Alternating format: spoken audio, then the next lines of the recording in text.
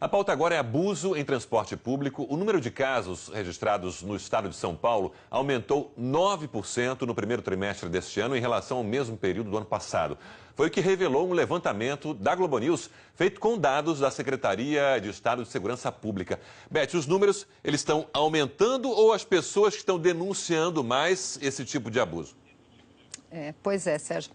Esse tipo de abuso, não dá para ter muito a certeza nesse caso, Sérgio, mas o que a gente sabe é que esse tipo de abuso sempre aconteceu, historicamente sempre acontece. A diferença é que hoje em dia as pessoas elas estão denunciando mais realmente, elas se sentem mais confiantes, mais protegidas para fazer isso.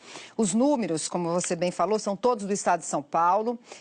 Houve um aumento do crescimento, né, dessas ocorrências em 9%. E olha só, no primeiro trimestre desse ano, foram 180 casos de abuso sexual em transporte público contra 165 do mesmo período, dos mesmos primeiros 3 meses de 2017. E aí, nesses dados, estão tanto as ocorrências de importunação ofensiva, que não é crime, é contravenção, quanto os crimes, sim, aí de estupro e assédio. Aqui cabe uma explicação, Sérgio. A grande diferença entre estupro e importunação ofensiva é a presença ou não do constrangimento à vítima, mediante violência grave, ameaça, enfim. Vocês lembram que a Globo News noticiou incansavelmente aqueles casos diversos dos ejaculadores dos ônibus? Pois é, aqui na cidade de São Paulo. Se isso não se caracterizar constrangimento à vítima, olha, eu não sei o que seria, viu, Sérgio? Mas ainda assim, grande parte, né, a grande maioria desses assediadores, 72%, eles responderam a contravenção e não a crime.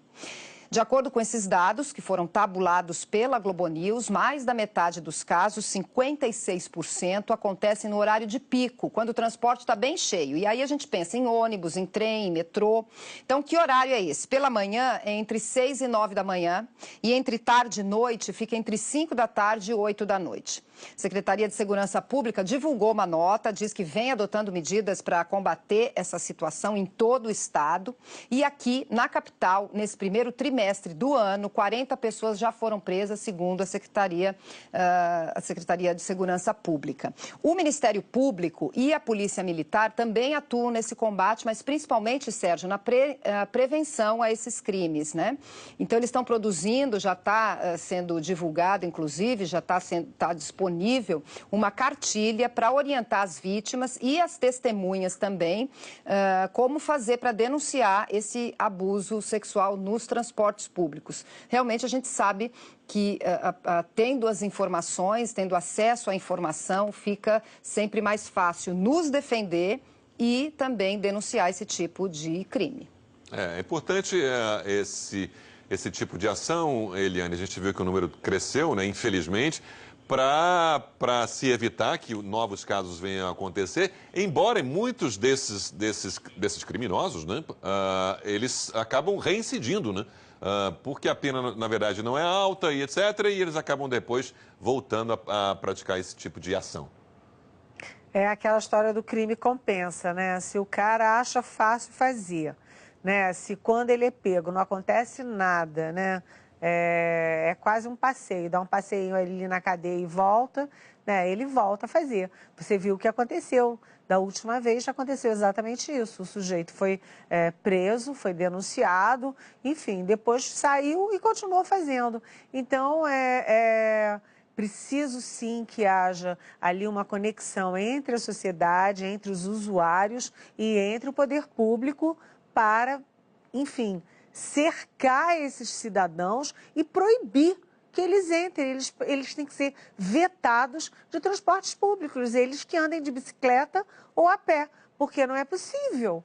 Isso é um crime, evidentemente um crime. Quer dizer, a pobre da mulher vai trabalhar, né, deixa a filha em casa, ainda tem que voltar não sei que horas da noite para fazer comida para o marido, para filho, para não sei o quê, e ainda tem que passar por isso, por esse tipo de assédio, sabe? É um absurdo essa história, né? É um absurdo. Tem que ter penalidade dura para evitar que se repita. Mas é um assunto muito delicado, Sandra. E até para as empresas dos serviços de transporte público, né? Porque tem essa questão, o transporte público está lotado, né? O que facilita aí a ação desses criminosos. Aqui toda hora tem um anúncio lá no microfone que eles avisam, ó, como é que é?